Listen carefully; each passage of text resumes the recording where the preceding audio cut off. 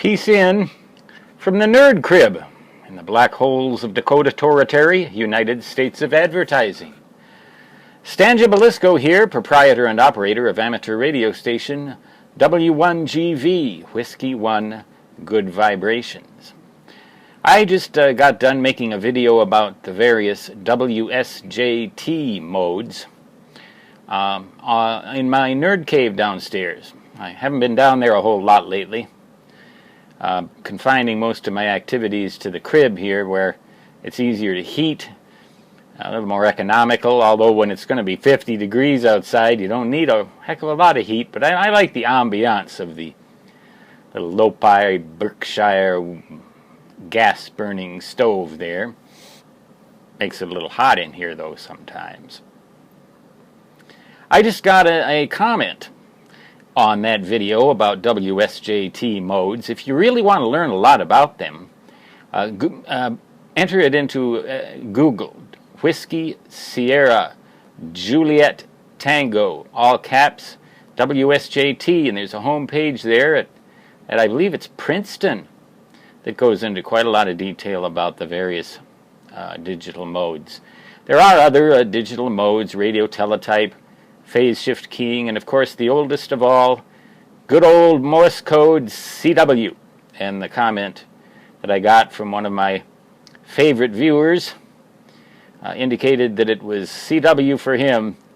That was the way to go. The heck with all of these other modes. Kind of that was the gist I got out of it.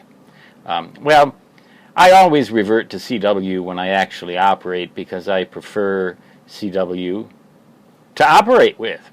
It's just the most relaxing and the most fun. But these other modes do have interesting technical aspects, and I have gotten to some extent into PSK31, to be specific, binary phase shift keying, BPSK31, with a little Rig Blaster Pro interface that hooks up to the IC746 Pro. And we're supposed to be amateurs, aren't we? We're not supposed to be professionals, but nevertheless, Pro sounds cool. And they're fun, they're interesting, and I like to study the theory behind them and observe them and do a few contacts with them, but I always end up going back to the Morse code. And some of these modes, particularly WSJT, does offer the possibility of a signal-to-noise ratio that is even better than the human ear and Morse code can get. That is, provided that you have the computers and the time synchronization equipment necessary to support the technology that provides that signal-to-noise ratio.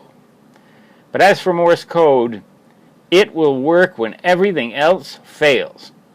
I have, as I said, a Yaesu FT857D and a marine battery. All I need now is a solar panel to keep that battery charged. And I would be ready for Armageddon, practically, assuming I survived it, and one other radio ham on Earth survived it. Well, we might resort to single sideband if a lot of hams might do that. I wouldn't, but some probably would. But what if the signal-to-noise ratio isn't good enough? CW would really be all that's left. All these computers, all these synchronization technologies, all of these infrastructures that you need to support these other modes would be gone. I'm thinking in particular of a rogue solar flare that introduces a coronal mass ejection, causing an electromagnetic pulse that, along with a geomagnetic storm that fries a whole lot of the internet. And that's going to happen someday. I can guarantee it. And when it does, we'll wish we'd hardened our infrastructure against that sort of thing, because it doesn't really cost that much. Newt Gingrich is one guy who knows this. People don't seem to take him very seriously anymore, but they should when it comes to this. And I hope they do take me seriously too, but I doubt they will. They will wait until the disaster strikes, and then CW will not only be the most relaxing and the most fun, it'll probably be one of the only modes that still works. And particularly if the signal-to-noise ratio is poor and will not support single sideband. All the computers are fried. Can't use teletype anymore, can't use PSK31 anymore, and you certainly won't be able to use WSJT anymore. But you will be able to use the Morse code, provided that you store your radio in a Faraday cage. I'm getting off, but the point is this. CW is my favorite digital mode, and it is indeed a digital mode over 100 years old. Digital electronics actually preceded the analog voice modes and all the rest. Interesting historical tidbit.